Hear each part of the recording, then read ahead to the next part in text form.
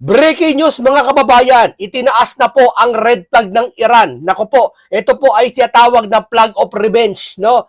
Ito ay tinatawag din na paghihiganti, no? Talagang kapag nakita daw nila ito, sign ito ng talagang wag naman sana pero itinaas na kasi nila eh. Kaya yung mga OFW, sa ating mga side ng mga Pilipino, ha, bilang isang mga OFW doon, hanggat maaari po, lumikas na po kayo sa malapit na alam nyo na pwedeng pagbagsakan ng mga missile. Kasi po, hindi natin alam ang mangyayari po dahil nabalitaan po nakaraan yung mga tinira po yung mga kilalang building, no? Sa Doha, mga sikat na infrastructure sa buong mundo, dun, yun ang tinitira ngayon, no? At hindi natin alam kung tinitira nila o tinatarget talaga nila, no? O yung airbase lang talaga ng US ang tinitira nila. Ngayon, syempre, ano pa man dahilan, ang pinaka-final dito, syempre, bilang Pilipino, nag-aalala tayo sa mga OFW. Na, kumbaga, kakaba-kaba tayo dahil, milyon ang OFW sa Middle East, di ba? Kaya, ngayon po, ano po ba ibig sabihin ng red flag na to? At ano ang magiging solusyon ng gobyerno dito? Ano pwedeng maging solusyon nila dito? Pero, sa pagtaas ng langis, sigurado na yan. Sa pagtaas ng bilihin, no? Talagang hindi tayo makakawala dyan, no? Ngayon, talakayin mo natin kung ano ibig sabihin nitong red flag na to na itinaas na ng Iran. No, hindi na po to birong pag-uusapan. Kung ako sa inyo, itigil nyo muna yung away na yan. No? Asikasuhin nyo yung mga OFW. Oh, di ba? Maswerte kayo.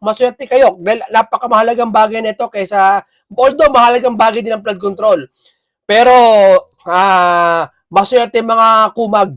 Bakit? Sumabay itong gulo na to at in the same time, nakakalimutan yung mga kalokohan nila sa flood control, no? Pero, syempre, hindi natin papalagpasan yan. Lagi natin tatalakayin dito, ipapaalala sa kanila yung mga kalokohan nila sa flood control. Yeah? O ano mga action nyo sa Pilipinas, sa mga OFW, anong gagawin natin dito? Anong matalinong action nyo para sa mga OFW natin, no? O hindi natin masisisi nangyari ganito. Pero sana man lang makagawa tayo ng malaking, kahit maliit na action man lang para sa kanila, no? Okay. Matapos ang pagkamatay ni Khamenei, iwinagayway ng Iran ang pulang bandila sa mga moske. Nako, ano ibig sabihin nito at kung bakit maaari itong magpahiwatig na mapanganib na pagliko ng tunggalian sa gitnang silanga? Ito na. Sa gitna ng Sa gitna ng tumitinding tensyon sa patuloy na digmaan Iran-Israel, mas malawak ang tunggalian sa gitnang silangan.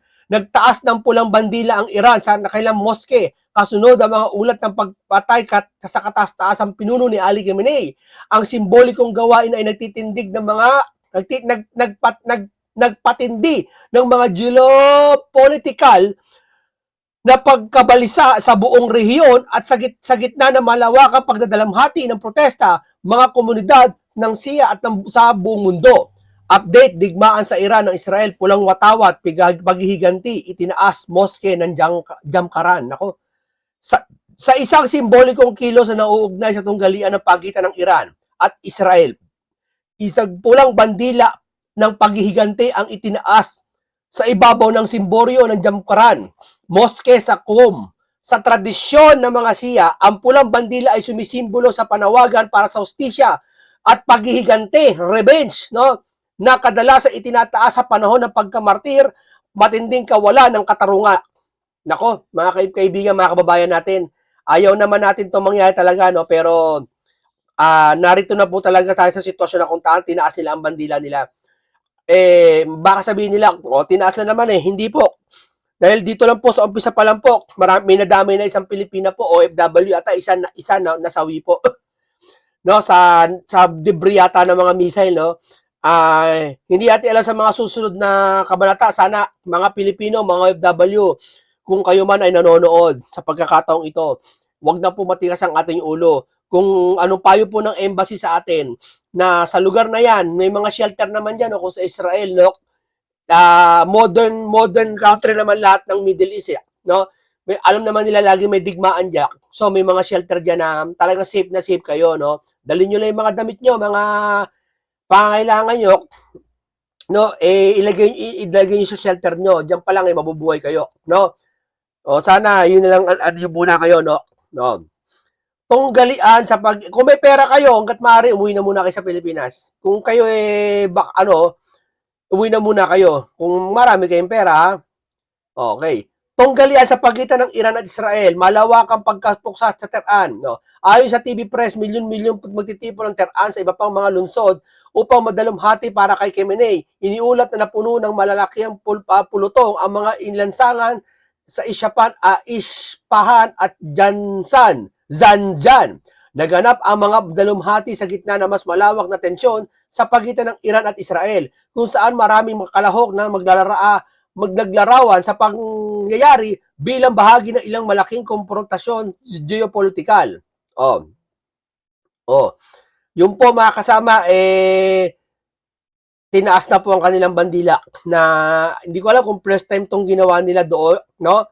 Ngayon mga kaibigan, malaki epekto po sa atin dahil alam nyo po may tinatawag na Strait of Hormuz. Yung Strait of Hormuz mga kaibigan, bago tayo dumako sa ating talakayan, no? Kung ano talaga, ano mangyayari sa mga OFW sa atin at sa mga ekonomiya natin, asahan po natin na talagang bagsak na nga ekonomiya natin dahil sa pinagagawa ng mga politiko ito. Ito sinasabi ko sa inyo mga kababayan. Ito sinasabi ko sa inyo matagal na. Ya? Ikaan niya, sige, kurakutin na nila. Kasi yung mga mayayaman daw, pag iba, ako, nakaltasan ako ng tax, konti lang naman daw, barila naman yun. Kaya wag na intindihin. No, ganito nangyayari mga kaibigan pag korupsyon ha. Hindi lang basta naapekto yung taong bayan natin. Paano kung magkaroon ng malaking sakuna, lindol, baha, gera, kagaya, nadadamay tayo sa gera. Tapos yung Pilipinas, hindi nakahanda sa mga ganitong bagay, kundi nakahanda sa tadtad ng korupsyon. At sa tadtad ng korupsyon, hindi pa nila inaatupag, kinalilimutan pa, nakakasama ng loob. Bakit? Ang nangyayari mga OFW, kalamitan sa mga OFW, dumadaing sa kanila. Di ba? DDS man yan o pulahan ba sa OFW yan? Anong ginagawa nyo? Binaliwala nyo. Di ba? Binabaliwala nila. Hindi, ito some party sila binabaliwala. Isipin mo na nanawagan na maging OFW, manawagan na asikasuhin ng flood control na yan. Ngayon, wala, di ba? Hindi, sa bagay, diyan na yan. Sige, diyan na yan. Pero ito ang pinaka-bagay sa inyo, pinaka-damage po sa korupsyon. Ito, nangurakot ang Pilipinas, hindi handa, dumating ganito, nadadami sa digma ng OFW. O ano mangyayari? Makakasikaso ba tayo? Kumbaga, pilay tayo kasi wala tayong pera. Kubos. Utang ang Pilipinas. Wala tayong power. Hindi kahit na, di ba? Yun ang isasabi natin. Kaya, talagang salot ang mga kurakot po talaga sa Pilipinas. Tapos, babaliwalain nyo.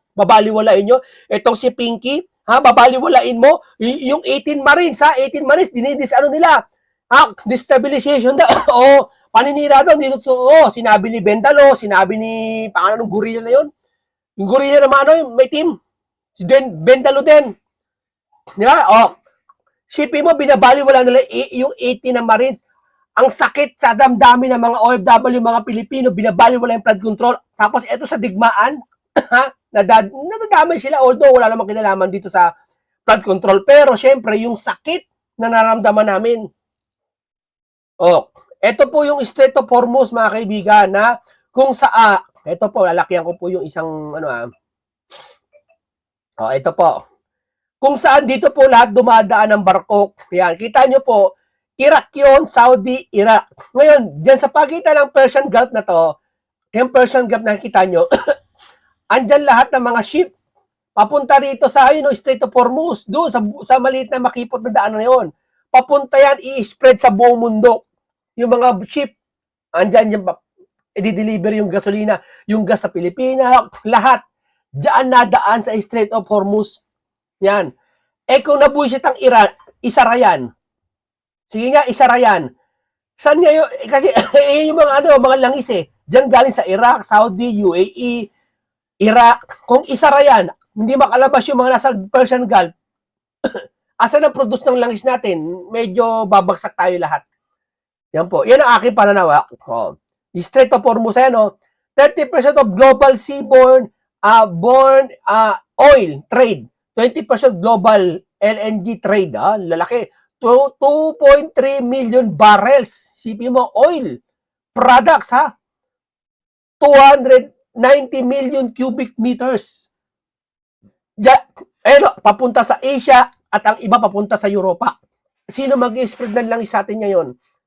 Ha? Hindi, ibig sabihin, wala talagang magagawa eh. Talagang gera digmaan talaga eh. Wala tayong magagawa rito.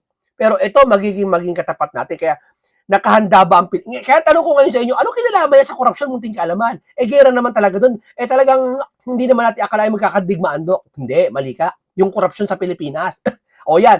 O ngayon, maghihirap tayo sa langis sa taas ng bilihin. Ano pang backup natin? Wala tayong pondo na, alam mo, magutom tayo. Hindi ka tulad ng dati sa Pangulong Duterte. Oo, nangutang tayo sa pandemic kasi walang trabaho, sarado lahat ng mga bilihan, sarado lahat ng trabaho, kaya binigyan ni Pangulong Duterte kada pamilya ng 10,000 yata, first and second tranche yata yun, third tranche pa yun, binigyan ni Pangulong Duterte, yun na ipinangutang, kaya lumobo yung utang natin. Hindi umutang si Pangulong Duterte para kurakutin lang.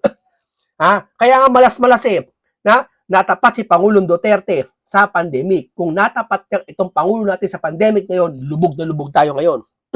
Di ba? Sipin mo, yan ang magiging mangyayari sa atin ngayon. Focus tayo sa mga OFW. Ngayon, mga OFW, mag-ingat po tayo. Dahil alam niyo po kasi, hindi na po biro ang nangyayari ngayon. Hindi na po, sana, kung mayroon tayong matalinong pasya kagad natin. Kasi, umuwi tayo sa Pilipinas o sa mga shelter natin, o kaya sumatibay ng building natin, huwag ilalabas ng bahay. Kung ano bilin sa inyo, hindi natin alam, si Trump kasi nagsabi, huwag lalabas ng bahay. Yan ang pagmamalasakit ni Trump. Hindi natin alam kung ano utak ng kabila na kalaban, no? Kung ano ba, nandadamay lang ba sila, damay-damay na ng sibilyak, o sumusunod ba sila sa batas? Kasi, pag revenge na yun tinaas na yung red flag, di ba? Yan okay, pakinggan natin tong langis. Kung ano ba ang problema. Natin, no? In-import natin. And karamihan nun galing sa Middle East, no? At yun ang impact talaga sa atin, no? Yung presyo ng langis, yung impact sa inflation.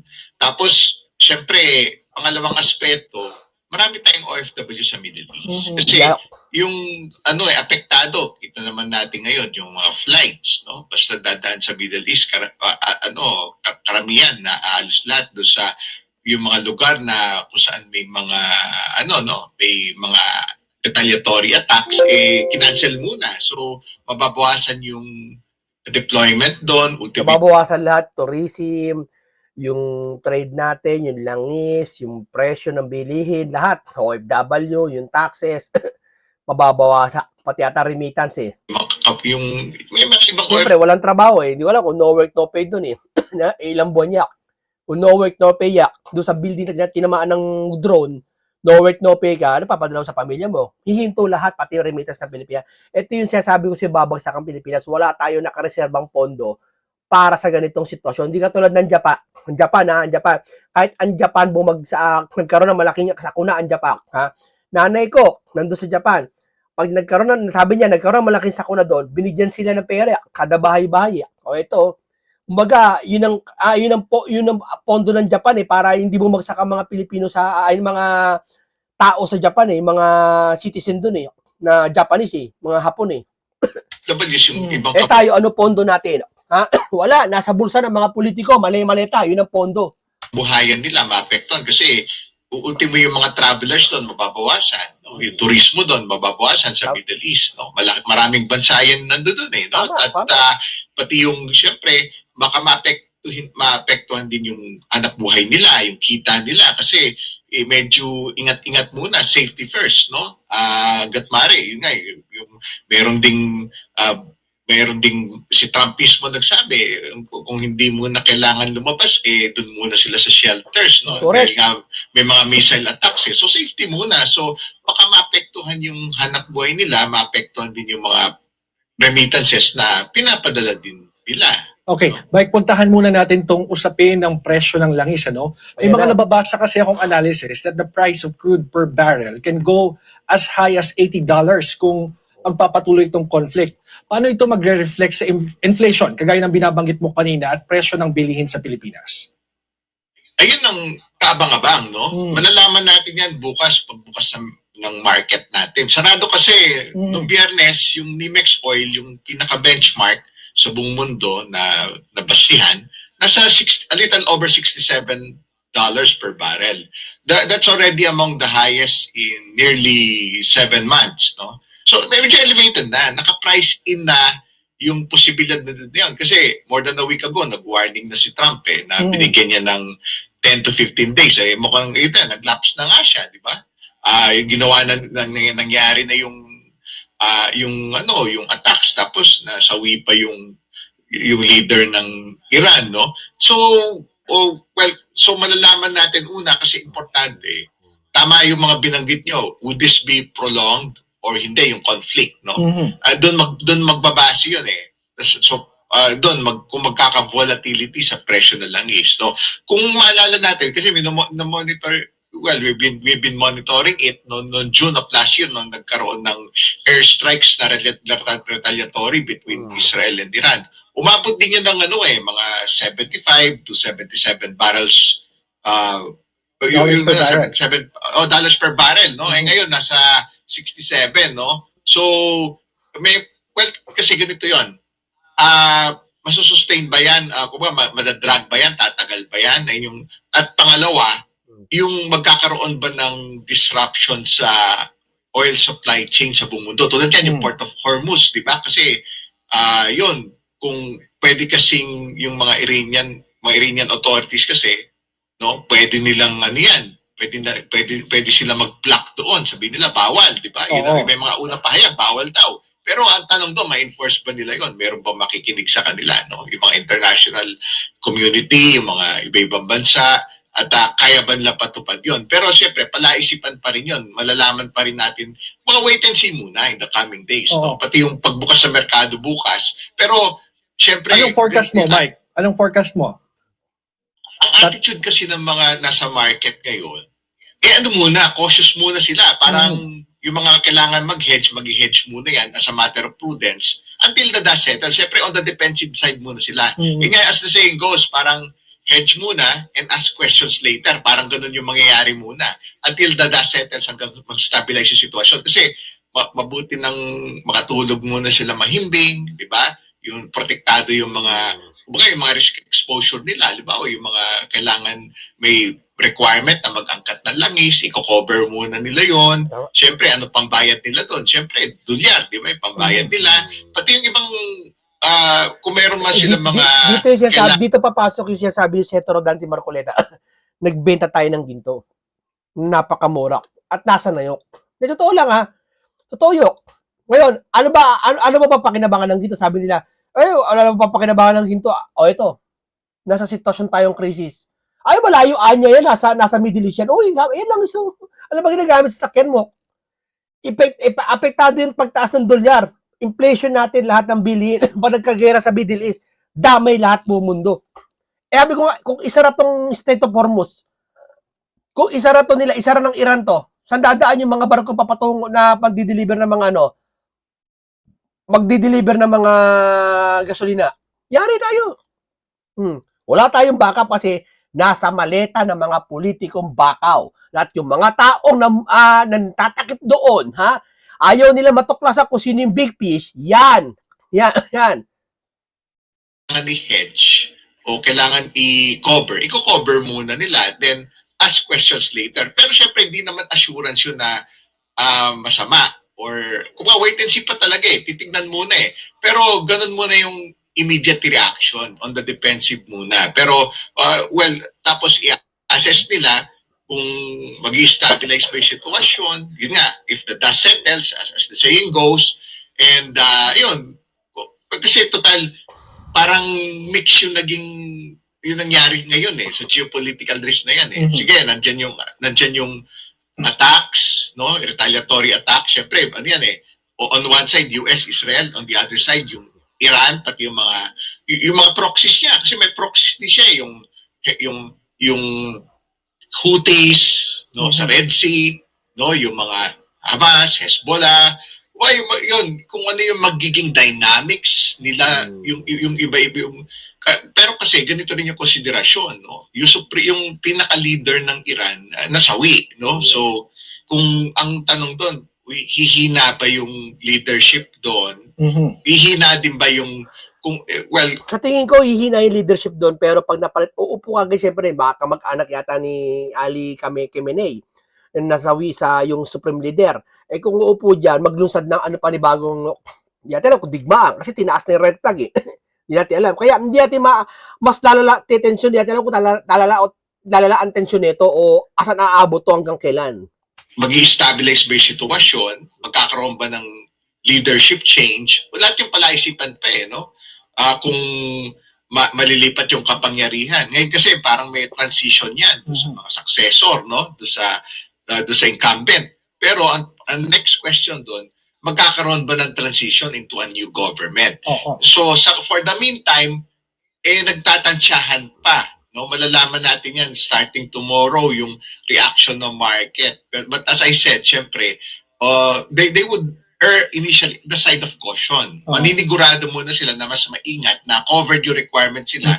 Pwede tama sila, pwede rin naman sila magkamali kasi kung gumanda yung sitwasyon, magkakamali sila. Pero kung mag-drag yan at magtagal, ayun, naka-cover yung requirements nila sa langis, mga importation nila, pag-manage yung mga kailangan nila i-hedge, no, na kailangan nila angkatin, i-import, lahat ng yon, no? Kasi may epekto yan maganda naman yung financial markets natin. Tulad yan, yung piso at the strongest for the peso in like 5 months, no? Pinakamababa yung dollar in more than 5 months, no? Nagsara ka noong Biyernes sa 57.665. Maganda ba yun, sir?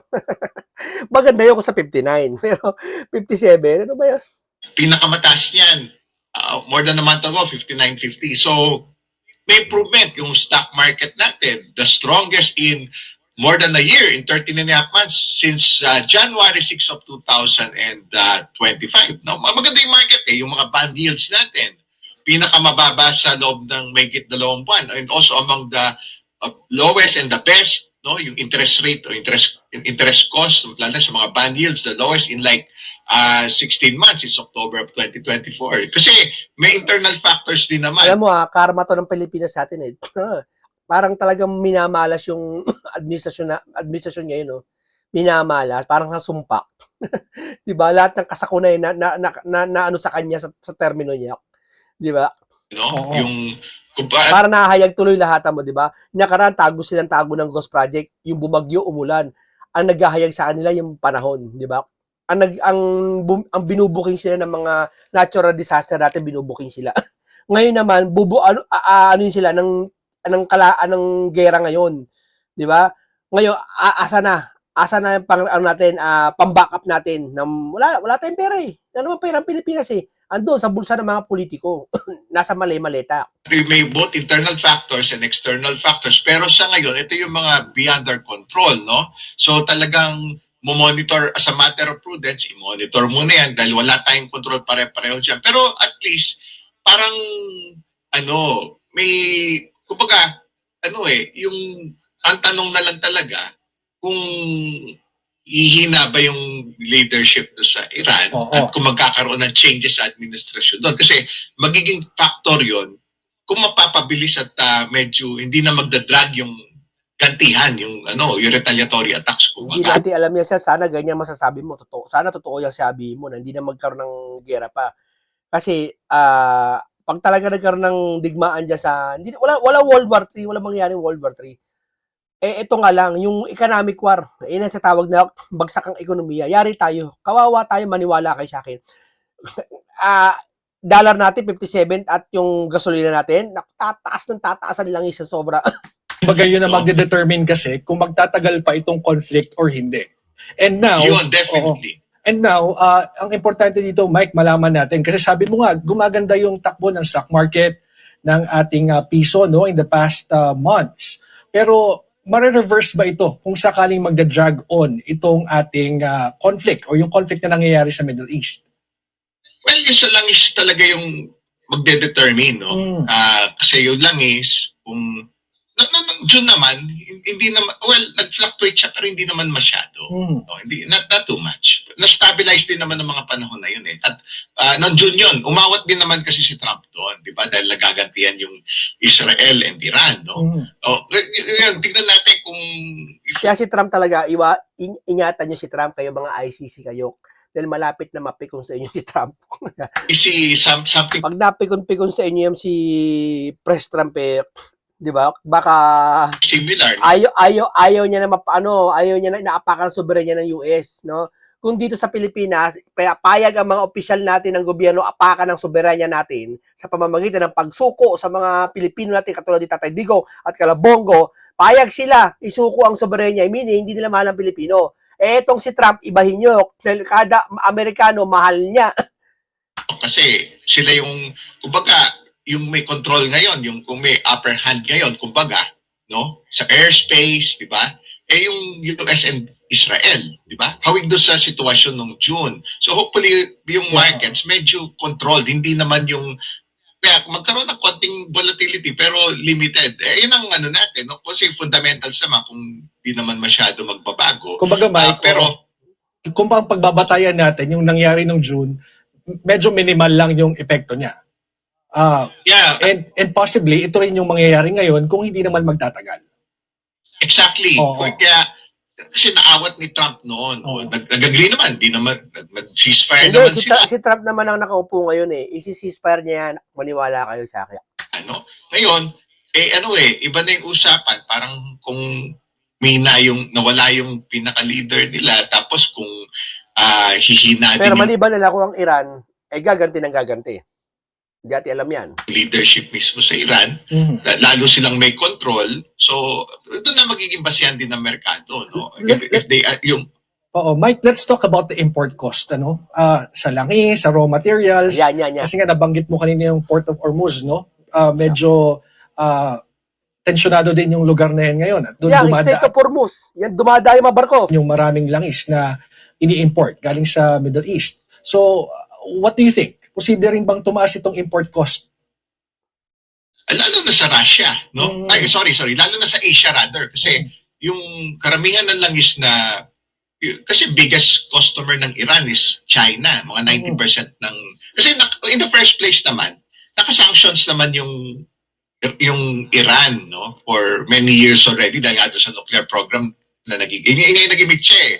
Dahil walang agreement doon sa nuclear program, yan ang naging basihan ng US at Israel na to do those, yung parang preemptive attacks yung nangyari doon. Parang kinontinue na lang yung unfinished business nung June, di ba? Kasi tinira nun yung target nun yung nuclear facilities eh. Dahil nga walang kasunduan doon. So follow through lang yung nangyari ngayon at ang kakaiba ngayon, yun mukhang napahina yung lalo na yung pinaka-leader ng Iran na nasawi doon. Ngayon baka lalong mas maging in control sila, no? Yung US and Israel and that pero ganito yung uncertainty lang kasi ngayon kung magkaroon ng global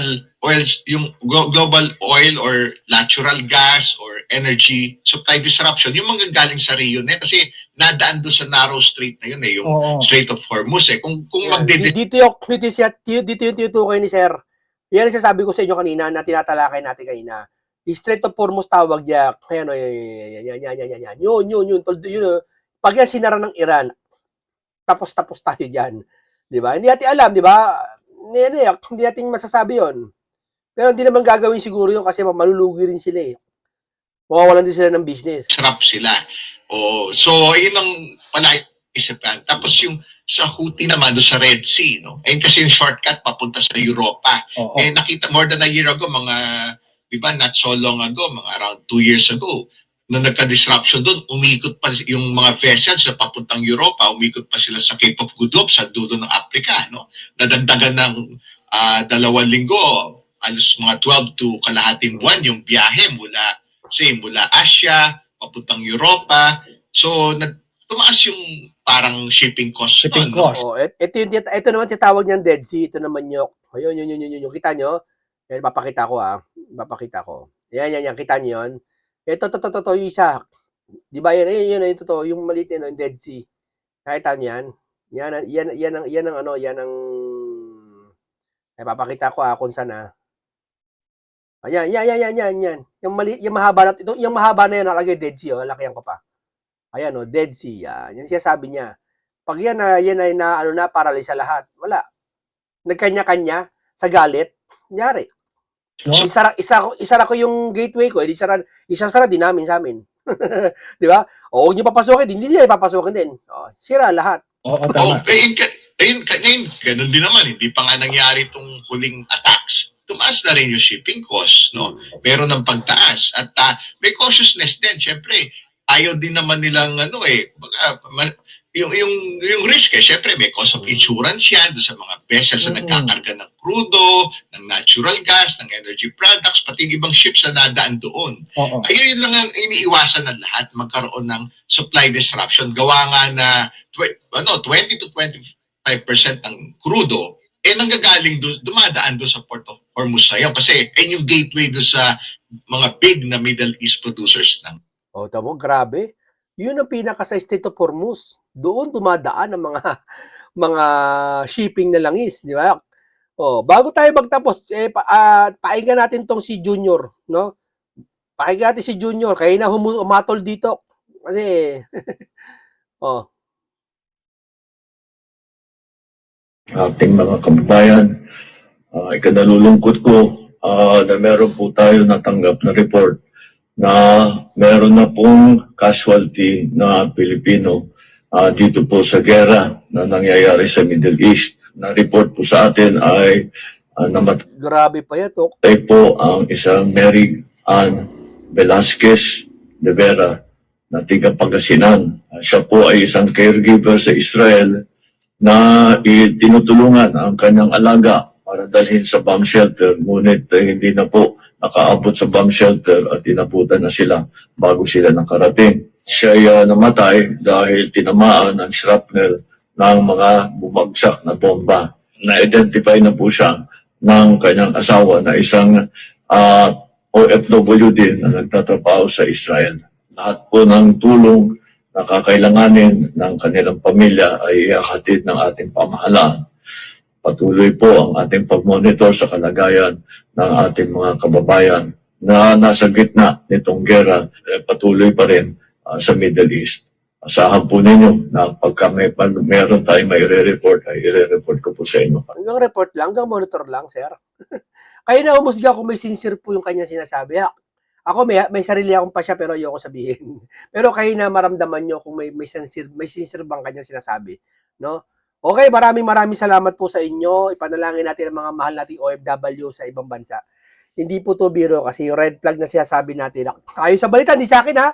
Huwag sabihin sa akin, oy, simunting ka naman, nagpapakalat ng ano. Pero balita sa sa The Times o anong balita 'yon? Sandali. Para makita natin source kung anong source 'yon. The Economic Times, The Economic Times po, na binalita na red flag ay tinaas na ng Iran, di ba? Doon sa kanilang mga mosque, alam na natin kung anong susunod na mga kabanata. Kaya ipanalangin po natin, pag-ingatin natin ang mga OFW. Kayo mga OFW, sumunod po tayo kung anong tagubili ng mga eksperto, mga otoridad, kasi nakakakilabot po. Nakita nila, maski ang mga otoridad, kinalabutan sila ng tinaas na tong red flag na to, no? Talagang nakakatindig balahibo po sa nangyayari ngayon. Hindi lang economic to na kaganapan, kundi pati ang buhay na ang nakasalalay dito. Yan. Hindi natin masisisi itong gobyerno ngayon natin, kasi natural to na gera. Hindi natin inaasang gera. Pero nakakagigil lang, panay pagkatatakip sa mga korupsyon na dapat sana ito ay pinupuntirya ngayon. Na kasi ito mo, gaya niyan, nakakapag-inis sa ating utak, nakakainis ha. Paano kung bumagsak tayo? Anong reserve natin na gold? Anong reserve natin na pera? Wala. Kunun, iisipin natin, nandoon yung pera natin sa mga walang yung politiko na sa mali-maliit ang pera. Pinamimigay kung kanino. Pinasusuga, lahat na. Maraming salamat sa inyo. Ingat lagi kayo sa mga OFW, lalo na mga OFW, mag-ingat kayo, pray kayo, gumawa kayo ng paraan para makaligtas. Hanggat maaari, umuwi na. Okay. Paalam po sa inyong lahat.